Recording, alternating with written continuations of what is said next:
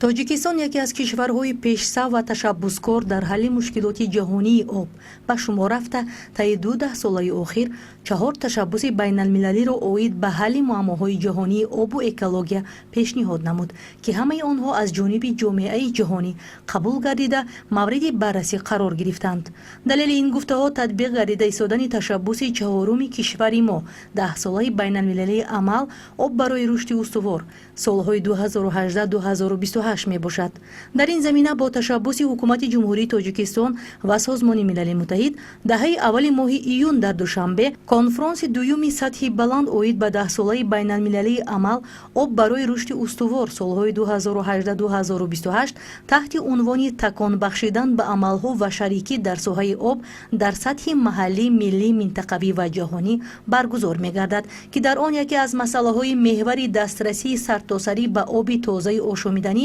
дар назар гирифта шудааст, ки барои бартараф сохтани мушкилоти номбурда ба рӯзномаи ҷаҳонии об роҳҳои нави ҳалли соҳа ворид мегарданд. ба ҳамин муносибат шаҳрванди Австралия, варзишгар, соҳибкор, муассис ва директори генералии ташкилоти ташв дар тоҷикистон хонум Минагули силсила марафонҳоро ташкил намудааст, ки дар доираи ин ба анҷоми марафони 4-ум дар ноҳияи Шамсиддин Шоҳини вилояти Хатлон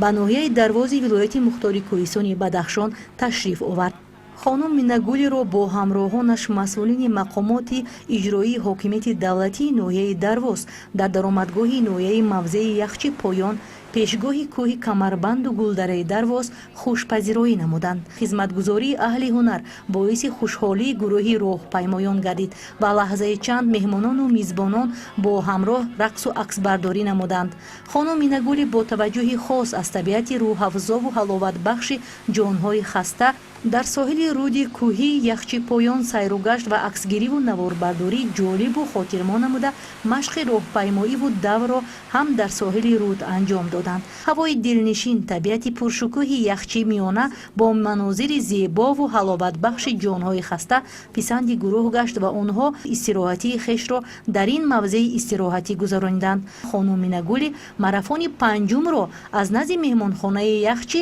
миёнаи ҷамоати деҳоти Нулванди ноҳияи Дарвоз ҷониби маркази ноҳия аз рӯи масофаи 42 километр идома бахшид. яқин аст, ки Дарвоз дар риштаи тасвири ҷаҳонгардону мардумшиносон бо воқеият дар домани кӯҳҳо, қуллаҳои осмонбӯси бо рахи сафед, барфҳои доимии зиннат ёфта, табиати бикру зебои пурасрор, обшорони зулолу мусаффои нуқратобӣ, чашмасорон, набототу ҳайвоноти нодир, дараҳои танг, деҳоти ободу зебои дар домани кӯҳҳо воқеъ гашта чун нигини сеҳрангез як фазои осоишу оромии томи фароғатбахшро соҳиб буда дар як вақт манозири 4 фасли солро пеши назар ҷилвагар месозад ва аз дӯриҳои дур таваҷҷӯҳи ходимони илму ҷаҳонгардони дохилу хориҷро ба худ ҷалб намуда орзуе дар дили кас ҷой менамояд, ки тӯли ҳаёт боре ҳам бошад аз ин диёри пуршукӯҳ, ки худ як осорхонаи комили бостоншиносист, дидан намояд. дар ин роҳпаймои 42 километраи хеш хонум Минагули бо роҳоиши лаззати хоси роҳпаймоӣ аз ҳавои дилнишину тозаи Камарбанду Яхчи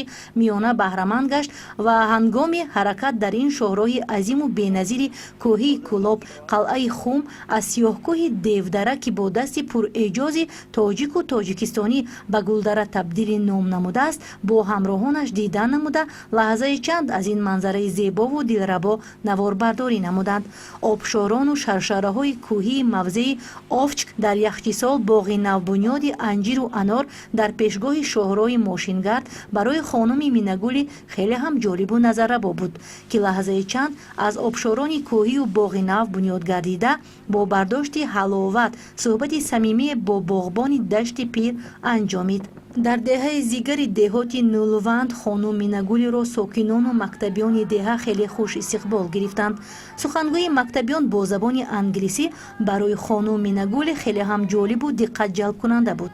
роҳпаймои 42 километри хонум Минагули миёнҷои деҳаи Жак ва деҳаи Нулванди Шикайдараи Дарвоз анҷом ёфт ва хонум бо ҳамроҳонаш роҳ ҷониби маркази ноҳия пеш гирифтанд. аҳли заҳмати корхонаи дузандагии Меҳри модар дар қалъаи Хум хонум Минагулиро истиқбол намуданд.